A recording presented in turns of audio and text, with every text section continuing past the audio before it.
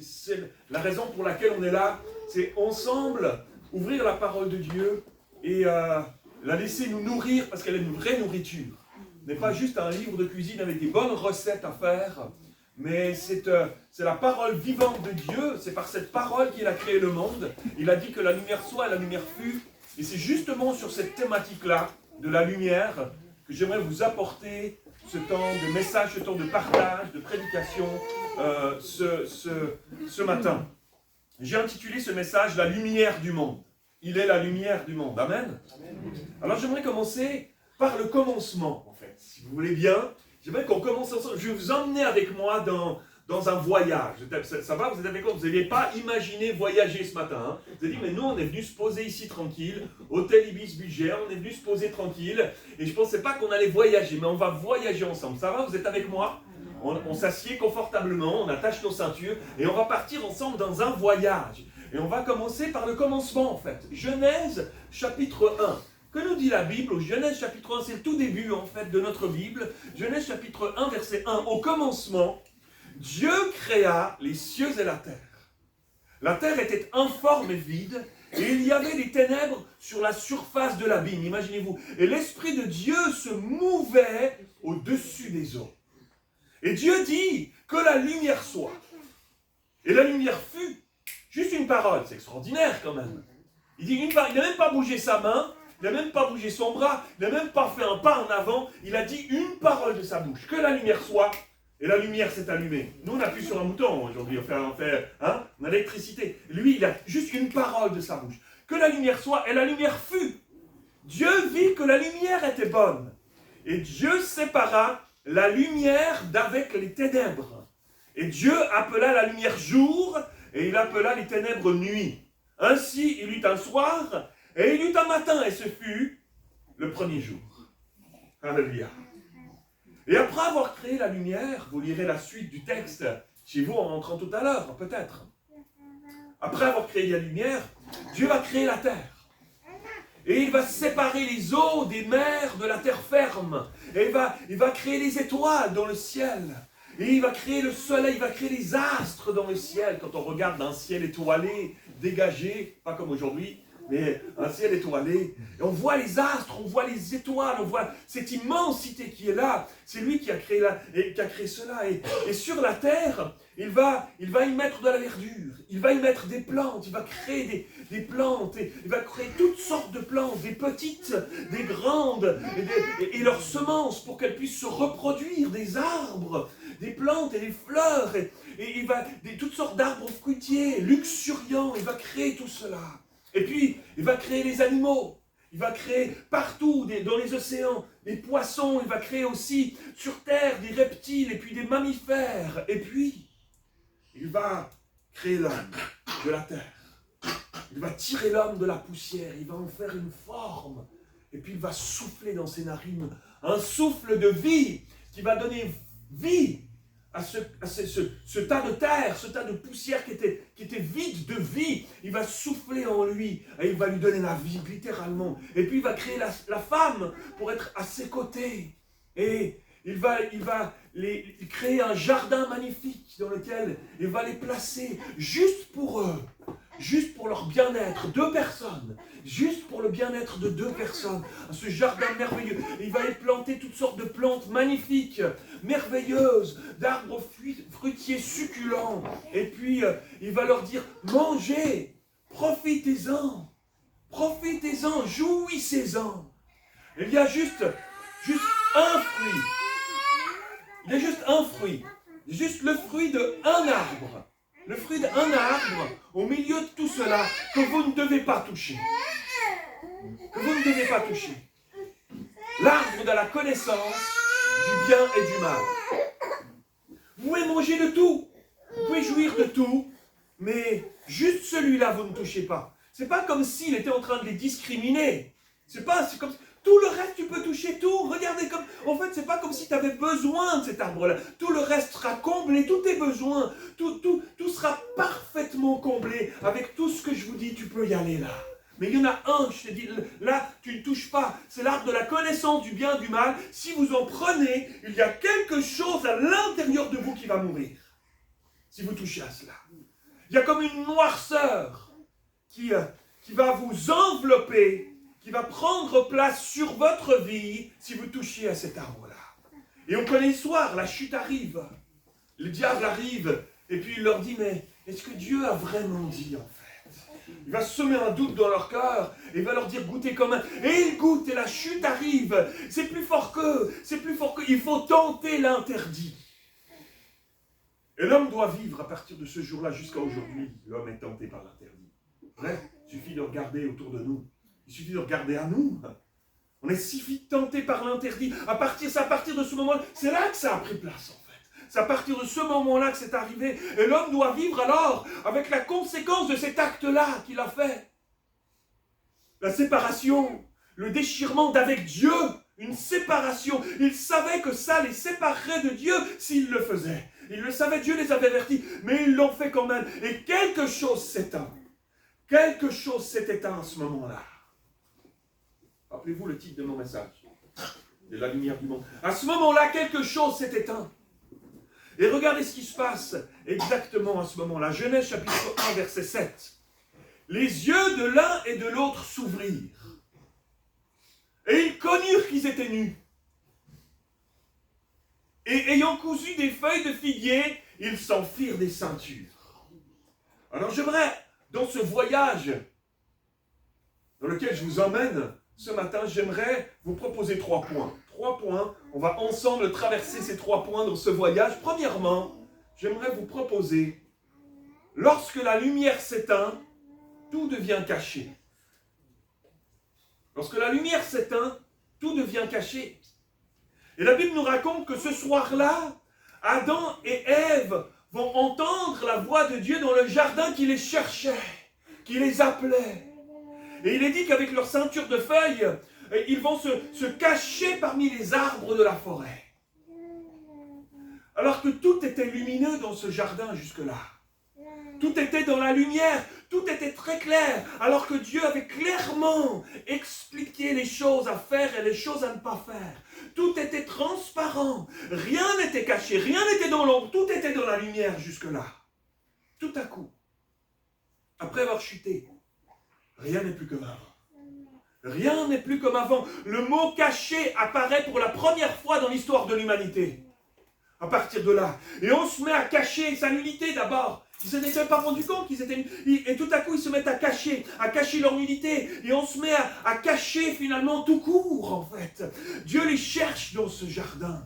Et il les appelle. Et eux se cachent dans la forêt. Ils se cachent dans la forêt. Là où il y avait moins de lumière, sous les arbres, là où tout à coup il y a de l'ombre. Là, ils se mettent à se cacher. Et à cacher cette honte qu'ils avaient. Ce qu'on ne veut pas dire, ce qu'on ne veut pas voir. On se met à cacher. Ce qu'on ne veut pas que le monde sache. Ce qui fait mal, on se met à le cacher. Regardez ce que dit le livre de Job, au chapitre 24 et au verset 13. Très intéressant. Les bandits détestent la lumière. Ils n'en connaissent pas le chemin. Ils ne le fréquentent pas, ce chemin de la lumière, les bandits. Il fait encore sombre quand l'assassin se lève. Il fait encore sombre. Pas de lumière. Quand l'assassin se lève, il tue le pauvre, le malheureux. Et pendant la nuit, il vole les gens. C'est pas pendant le jour. Pendant la nuit, il vole les gens. Le mari qui trompe sa femme attend le soir lui aussi. Il ne fait pas dans la lumière. Il se dit personne ne me verra. Et il met un tissu sur son visage pour se cacher. Pendant la nuit, encore une fois, c'est pas dans la lumière. Le voleur entre dans les maisons. Pendant le jour, il reste enfermé chez lui. Il ne connaît pas la lumière. Pour eux tous, le matin est un sombre moment parce que la lumière arrive et ils préfèrent cacher les choses. Et le matin est un sombre moment pour eux tous, tant ils sont familiers des horreurs de la nuit. Intéressant, ce livre de Job. Mes amis, lorsque la lumière s'éteint, tout devient caché. Et lorsqu'on est dans l'ombre, la tentation de faire des choses de l'ombre s'intensifie. Personne ne verra. Tu peux frauder, tu peux salir, tu peux abuser, tu peux dénigrer, tu peux discriminer, tu peux te moquer, tu peux critiquer, ça ne se saura pas. C'est dans l'ombre, on fait ça caché. Mais dans l'ombre, tu peux aussi cacher d'autres choses. Dans l'ombre, tu peux aussi cacher une blessure. Écoutez, écoutez bien ce matin. Dans l'ombre, tu peux aussi cacher une blessure qu'on t'a faite et qui t'a plongé dans les ténèbres. Peut-être la déprime, peut-être la dépression. Ça fait tellement mal que tu n'arrives plus à sortir de cette ombre-là. Enfermé, comme si tu étais enfermé, emmuré, derrière cette blessure qui te maintient dans l'ombre, dans la noirceur, là où ça fait mal à l'intérieur. Mais dans l'ombre, tu peux aussi cacher toutes sortes d'autres choses. La timidité, par exemple. Tu peux cacher ta solitude dans l'ombre. Tu peux faire comme si tu n'en souffrais pas. Cacher cela, alors que tu en souffres peut-être. Tu peux y cacher des phobies dans l'ombre, des peurs, des craintes. On fait comme si tout va bien, mais alors que quand tu arrives chez toi à la maison, quand tu vis des choses chez toi à la maison, il y a des craintes qui prennent place, il y a des phobies qui sont là, toutes sortes de choses qu'on peut garder à l'intérieur de nous, cachées dans l'ombre du tréfonds de nous-mêmes, et qui pourtant nous font mal à l'intérieur. Nous font mal à l'intérieur. Et avec le temps, on n'arrive plus à trouver l'issue, la porte de sortie de cette zone d'ombre, cette vie d'ombre dans laquelle on s'est emmuré. On arrive de moins en moins à en parler comme emmuré derrière cette ombre-là. Il y a des personnes, peut-être ici ce matin, peut-être que vous n'avez pas connu cette lumière, peut-être que vous ne la connaissez pas, peut-être que vous la connaissez peu. Et ça fait mal à l'intérieur, tellement depuis longtemps c'est là. Vous connaissez bien cette noirceur au fond de votre cœur. J'aimerais vous dire, il y a de l'espoir ce matin. J'aimerais vous dire, il y a de l'espoir ce matin. Peut-être que tu es ici ce matin et que dans certains domaines de ta vie, peut-être que tu as pratiqué des choses cachées peut-être. Peut-être que tu as pratiqué des choses qui sont cachées. Et il y a comme quelque chose qui s'éteint. Comme dans le jardin d'Éden, et quelque chose qui s'éteint quand on pratique des choses cachées, qui ne sont pas dans la volonté de Dieu. Et il y a quelque chose qui s'éteint dans notre vie. Et j'aimerais vous dire, si c'est ton cas ce matin, prends courage. La lumière n'est pas loin. La lumière n'est pas loin. Et il y a de l'espoir. Quelqu'un entend ceci ce matin. Il y a de l'espoir. Et alors la noirceur s'est mise à planer dans ce jardin d'Éden. Suivez-moi bien, vous êtes avec moi? On continue le voyage. La noirceur s'est mise à planer dans ce jardin d'Éden. Et Adam et Ève vont quitter ce jardin et ils vont amener cette noirceur avec eux. Parce que ce n'est pas en partant, en voyageant, en quittant, en allant plus loin que tu règles ces choses-là. Tu les prends avec toi. Ce n'est pas en fuyant qu'on règle les choses. Tu les prends avec toi. Et ils ont emmené cette noirceur avec eux. Et ils se sont mis à travailler à la sueur de leur front, comme Dieu leur avait dit après la chute. À travailler à la sueur de leur front. Et les générations qui vont se succéder depuis là ont marché dans cette noirceur, cachées dans les ténèbres de cette séparation d'avec Dieu qui est arrivée à la chute. Caïn va tuer son frère Abel. Vous connaissez l'histoire, je vous cite un petit peu. On saute à pieds joints par-dessus une partie de l'histoire. Caïn, les propres enfants d'Adam et Ève. Caïn va tuer son frère Abel, juste par jalousie. Et les générations qui vont se succéder après cela vont s'en aller de pire en pire, s'enfoncer de noirceur en noirceur, jusqu'à arriver à un pic à l'époque de Noé, où le mal, la méchanceté était répandue partout. Et tout au long de l'histoire d'Israël par la suite, on sent que l'humanité marche dans cette noirceur. Rappelez-vous Sodome et Gomorrhe. Rappelez-vous cette perversion qui était là.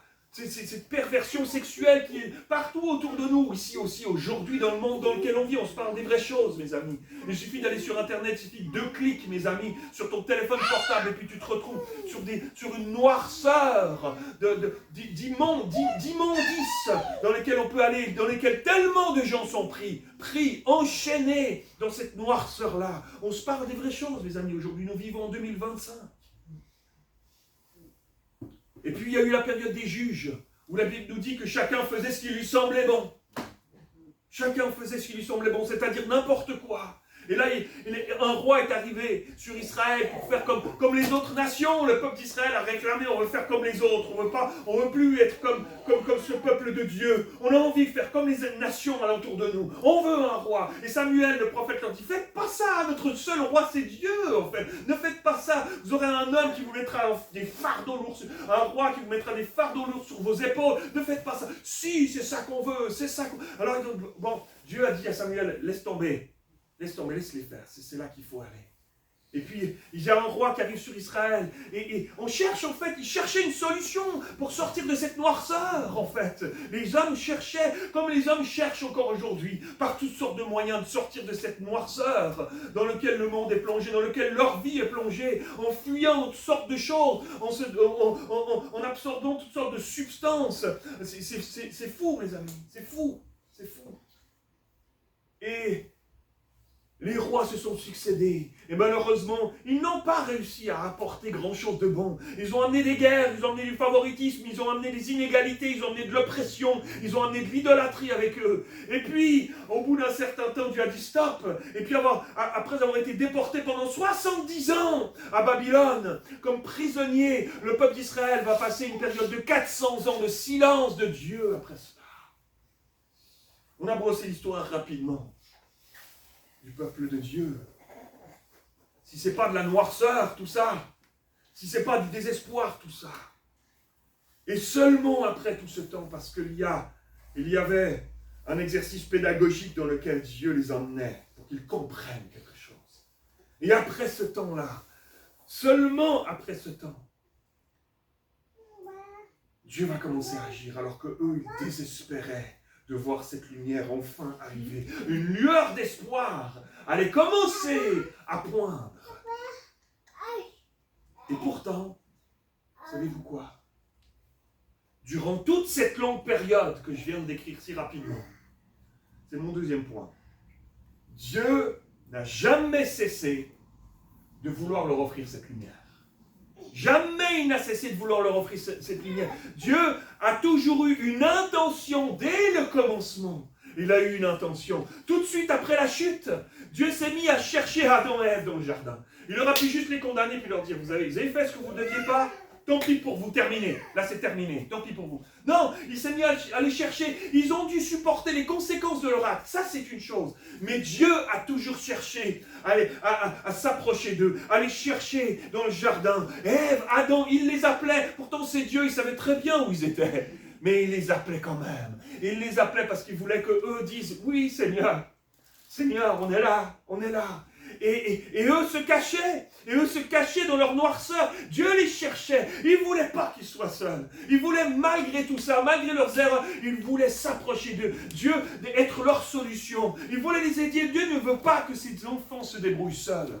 Dieu ne veut pas que tu te débrouilles seul avec tes combats, tes défis, tes galères. Dieu ne veut pas que tu te débrouilles tout seul. Comme un bon père, il y a quelque chose de viscéral en lui qui désire avoir une relation avec toi et avec moi. Encore aujourd'hui, une véritable relation. Il ne veut pas nous laisser seuls dans notre quotidien, dans nos défis quotidiens. Alors, Dieu va aller au-devant d'eux.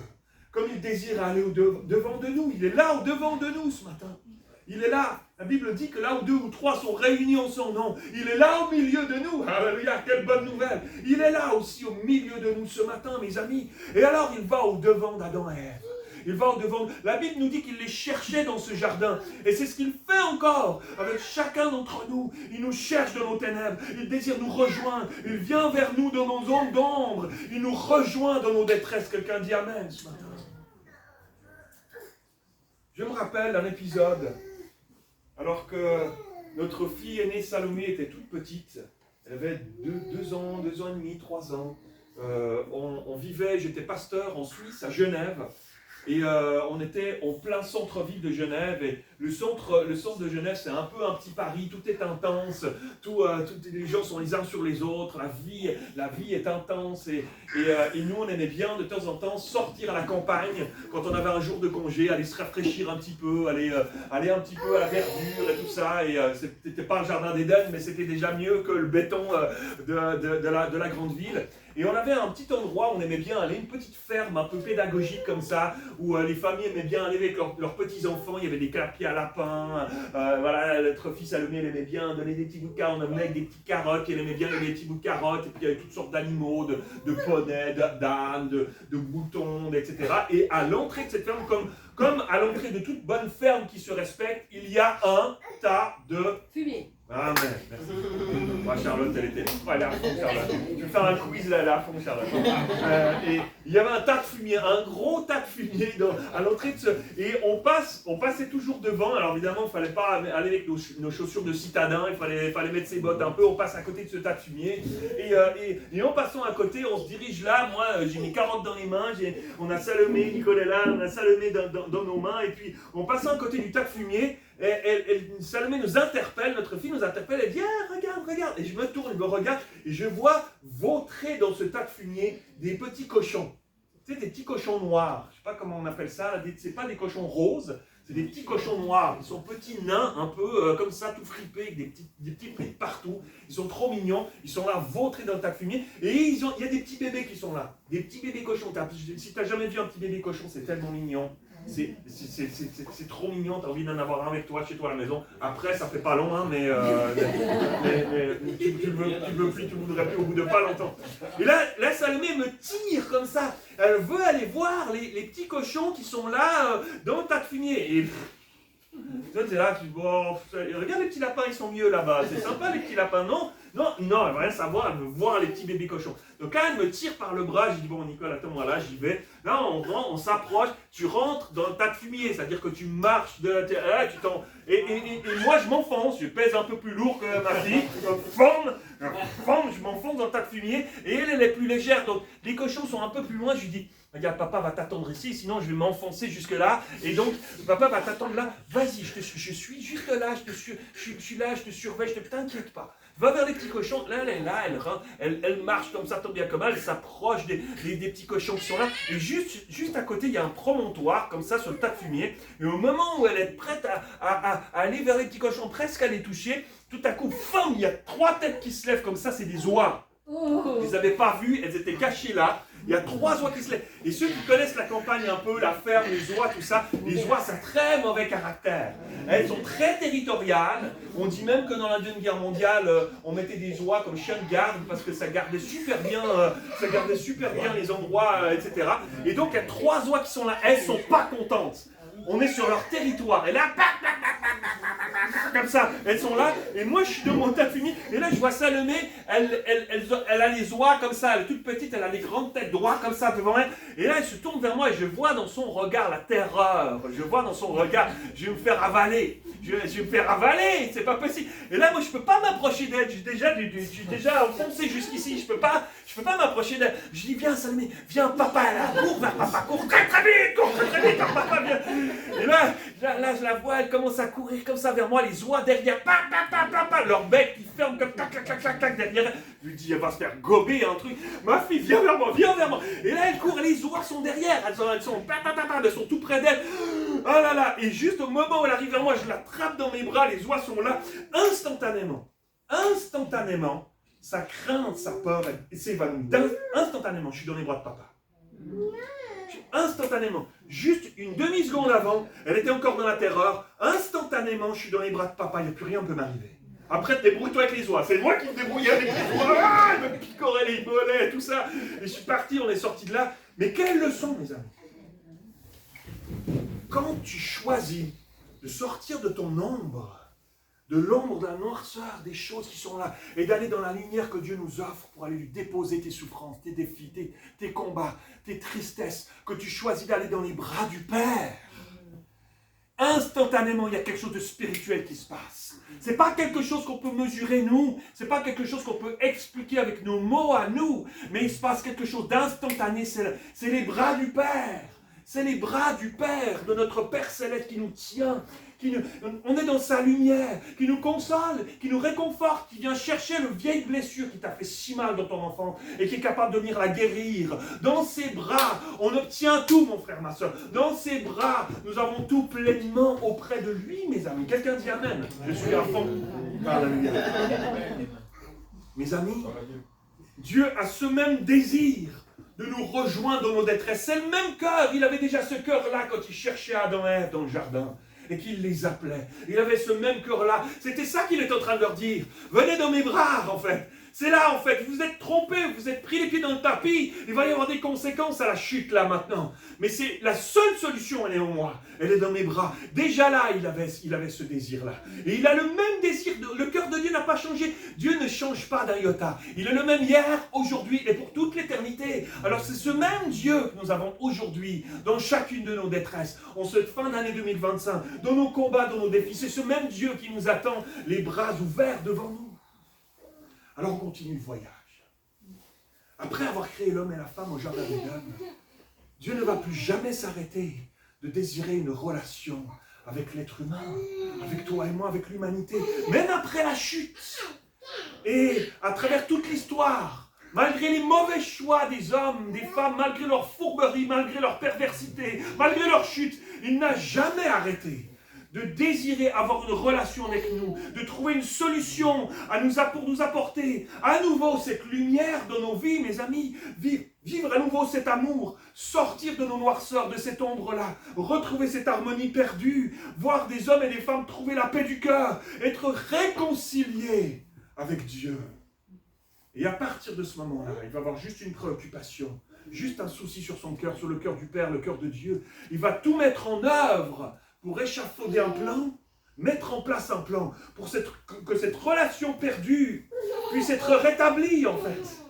C'était ça son objectif, pour nous réconcilier avec lui, pour retrouver la lumière. Parce que Dieu désire retrouver cette relation perdue avec nous, aujourd'hui encore, aujourd'hui dans ta vie, ce matin encore.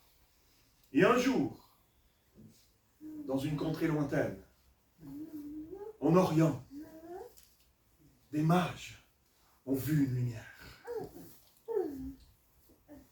C'était une étoile.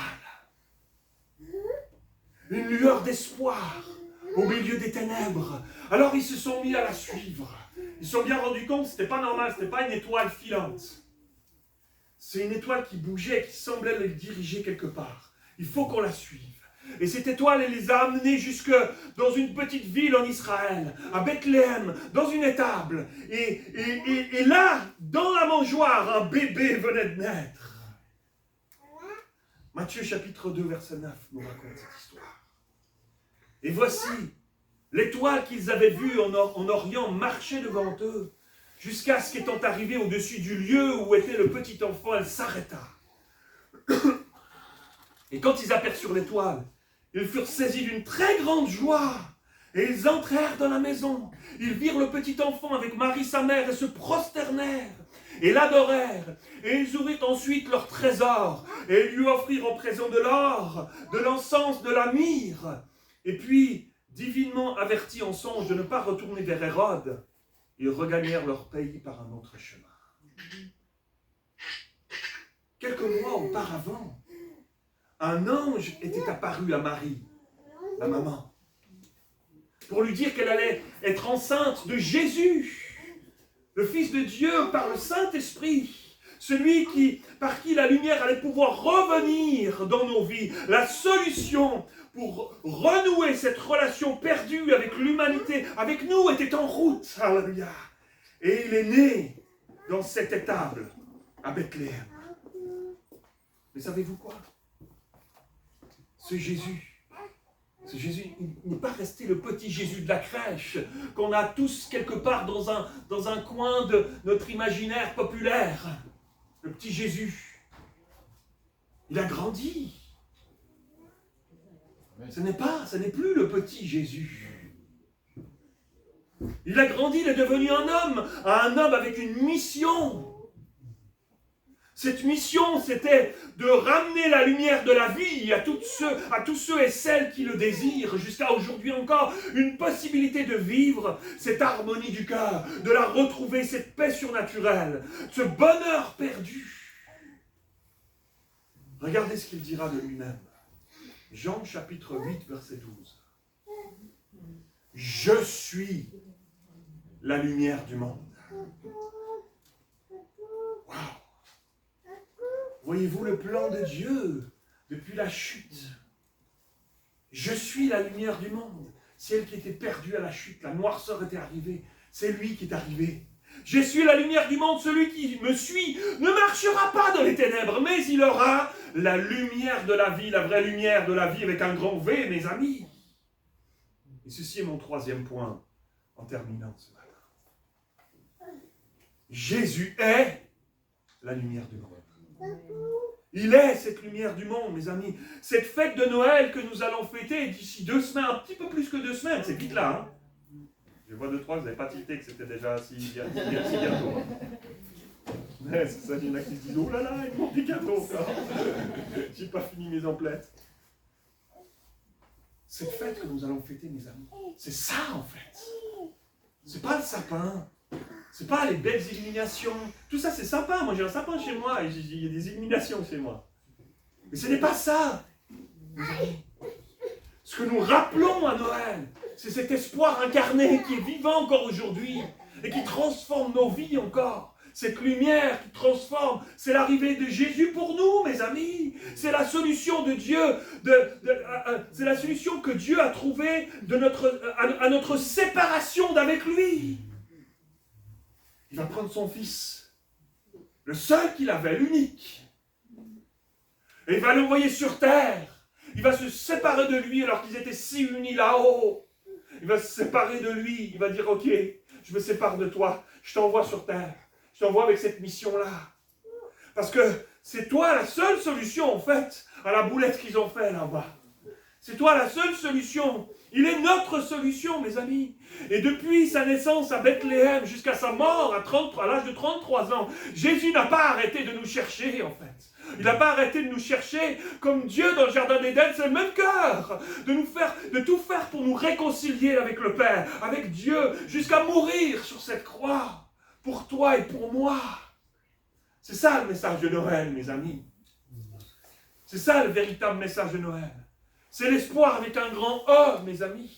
C'est la possibilité que la lumière brille à nouveau dans ton cœur, dans nos cœurs à nous. C'est la possibilité de chasser au loin les ténèbres, peut-être qui avaient pris place à l'intérieur de ta vie, dans tes pensées, dans tes circonstances, dans ta situation en ce moment. Il y a tellement d'espoir, j'aimerais te dire ce matin. Il y a tellement d'espoir.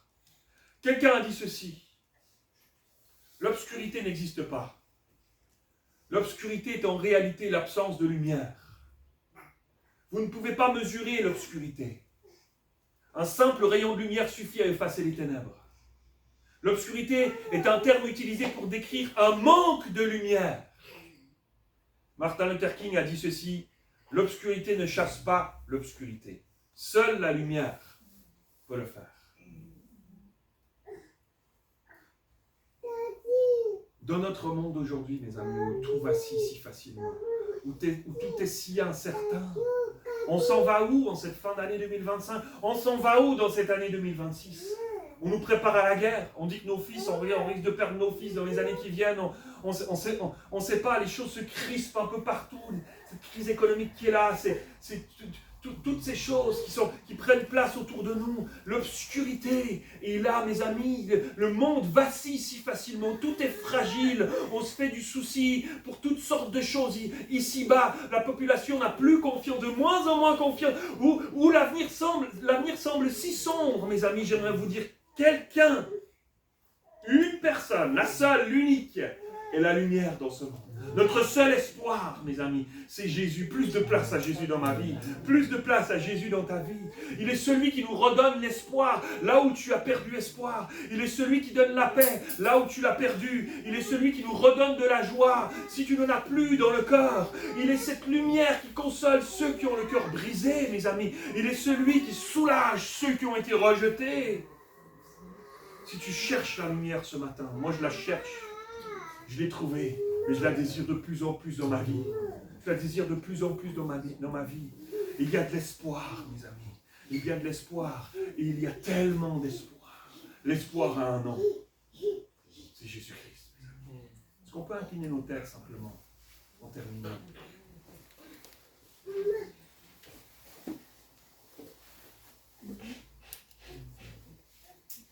J'aimerais donner la possibilité à quelqu'un aujourd'hui qui dit: Pasteur Mathieu, ce message, c'est la parole de Dieu, c'est la vérité. Et elle me touche. Parce qu'on l'a dit tout à l'heure, on n'est pas tout seul ici. Le Saint-Esprit est là avec nous. La Bible nous dit que là où 2 ou 3 sont réunis en son nom, il est là au milieu de nous. Il est là au milieu de nous. On n'est pas ici juste pour faire religieusement un acte liturgique. On est ici parce qu'il est là avec nous. Et que l'espoir est au milieu de nous. Et j'aimerais pouvoir, je ne peux pas me taire, je ne peux pas quitter ce lieu sans avoir donné la possibilité à quelqu'un de dire, Pasteur Mathieu, j'ai besoin de cet espoir dans ma vie. Je me trouve dans une situation, je me retrouve dans un état d'âme, je me retrouve dans une saison de ma vie où, c'est vrai, j'ai perdu un peu espoir, où il y a des choses qui me découragent, où il y a des choses qui me font encore trop mal, où il y a des choses... il y a des choses que je cache peut-être. Pasteur Mathieu, il y a des choses, oui, c'est vrai. Comme Adam et Ève dans ce jardin qui se cachaient alors que Dieu les appelait, je me sens comme ça ce matin. J'ai l'impression que Dieu m'appelle dans ce que vous dites, Pasteur Mathieu. J'ai l'impression que Dieu m'appelle et en même temps, il y a un truc au fond de moi qui a envie de fuir, qui a envie d'aller se cacher dans la forêt, dans la noirceur. Il y a un truc qui me fait peur quelque part là, j'ai envie de te dire. Laisse la lumière de Dieu venir habiter dans ta vie, mettre en lumière les choses et donne-les lui. Abandonne-toi à lui ce matin. Il n'y a rien de mieux. Il n'y a rien de mieux que de s'abandonner dans les bras du Seigneur Jésus ce matin. Lui, la Bible nous dit qu'il a pris sur lui tous nos fardeaux, il a pris sur lui tous nos soucis, il a pris sur lui toutes nos souffrances à la croix. Et il l'a fait pour toi et moi, pour qu'on puisse être réconciliés avec Dieu, pour que la lumière puisse venir luire à nouveau dans ta vie. Alors, est-ce que quelqu'un ce matin dit, Pasteur Mathieu, oui, moi, je vais juste te proposer de lever ta main là où tu es. Juste lève ta main là où tu es. Dis oui, oui, moi, Pasteur Mathieu. Oui. Oui. Oui, j'ai vu ta main. Pasteur Mathieu, oui. J'ai besoin de cette aide. Alors que nos têtes, toutes nos têtes sont inclinées, personne ne regarde. C'est entre toi et Dieu. Dieu a vu ta main. Il voit ton cœur. Il voit ce qui se passe à l'intérieur. Il est si heureux, comme un papa qui serre son enfant dans ses bras. Il est si heureux ce matin. Il avait rendez-vous avec toi. Si heureux de te serrer, de te dire, regarde, je t'allège de ton fardeau. Je vais t'aider, je vais te porter. Je vais cheminer avec toi. C'est pas juste ce matin. C'est pas juste quand tu vas à l'église le dimanche. Je serai avec toi ce soir chez toi. Je serai avec toi cette nuit. Je serai avec toi demain matin. Je serai avec toi à ton travail, dans les transports. Je serai avec toi. Je ne t'abandonnerai pas. Compte sur moi. Regarde à moi. Je ferai briller ma face sur toi. Tu ne seras plus dans les ténèbres. Tu ne seras plus perdu. C'est terminé. Je serai avec toi tous les jours jusqu'à la fin du monde. Je serai avec toi. Quel espoir ce matin. C'est ça le message de Noël. C'est ça le message de Jésus qui vient sur terre, mes amis. Je prie, Seigneur Dieu, que tu viennes combler nos vies ce matin. Je prie que tu viennes toucher ceux qui ont levé leurs mains ce matin. Que tu viennes les remplir de toi, de ta grâce, de ton amour. Que tu viennes alléger leur fardeau, Seigneur. Que tu viennes leur donner ta paix. Cette paix qui surpasse l'intelligence. Et qui peut garder nos cœurs et nos pensées en Jésus, nous dit l'Épître aux Philippiens. Garde-les. Soulage-les. Fortifie-les. Seigneur, donne-leur un vêtement de louange au lieu d'un esprit abattu. Une huile de joie au lieu du deuil ce matin, Seigneur. Alléluia, Seigneur. Coule sur nous. Merci pour ta grâce, Seigneur Jésus. Merci pour ton amour. Merci pour la croix. Merci d'avoir accepté de t'abaisser jusqu'à nous, de naître dans une humble étable, juste pour venir nous rejoindre, chacun d'entre nous, dans nos défis aujourd'hui. Tu n'es pas resté le petit Jésus. Tu es ce Dieu qui nous accompagne tous les jours par ton esprit. Aujourd'hui, gloire à ton nom pour cela, Seigneur. Gloire à ton nom pour cela. Alléluia. Alléluia, Seigneur. Béni sois-tu. Au nom de Jésus. Amen. Amen. Amen. Et amen.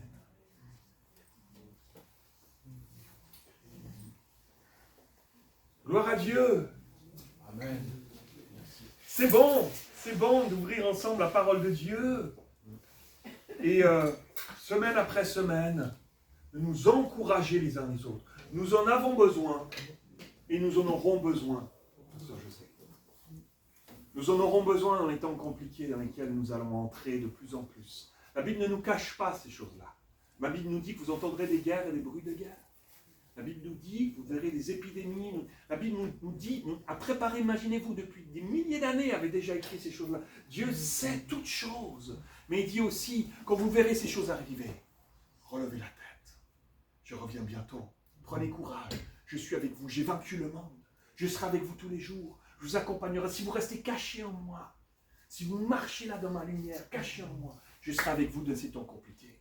Il n'y a pas d'autre endroit. Et de plus en plus dans le monde dans lequel nous allons nous avancer, il n'y aura pas d'autre endroit plus sécuritaire qu'en Dieu. Aujourd'hui, les gens parlent de paix. Aujourd'hui, les chefs de gouvernement parlent de paix. Mais paradoxalement, on prépare et on réactive les arsenaux de bombes nucléaires. C'est la paix par la dissuasion. C'est particulier. C'est pas comme ça que Dieu fonctionne. Le seul endroit sûr et solide, mes amis, ce sera en Dieu. Le monde va continuer à s'enfoncer, mes amis. Mais le seul endroit, je ne suis pas un prophète de malheur, venir vous dire, au contraire, il y a tellement d'espoir. Parce que nous avons Dieu. Parce qu'en lui, on est caché. Dans le creux de sa main, il nous tiendra. Il nous donnera les ressources. Il nous portera dans sa main. Il enverra ses anges, même, nous dit le psaume 91, pour nous porter de peur que notre pied heurte contre une pierre. Prenez courage, mes amis. Relevez la tête. Dieu est avec toi. Ceux qui ont levé la main, prenez courage. Dieu a vu votre souffrance, votre désarroi. Il a vu votre peine. Il la décharge aujourd'hui. Et il marchera avec toi. Prenez courage, mes amis, véritablement. On va prendre un repas tout à l'heure qui s'appelle le repas de la joie. Hein? On l'a appelé comme ça. Le repas de la joie ici à Oasis. Donc on va se réjouir ensemble de ce que Dieu a fait, de ce qu'il a envoyé son Fils et de ce qu'il est avec nous tous les jours. Amen. Gloire à Dieu. Gloire à Dieu pour cela. Amen.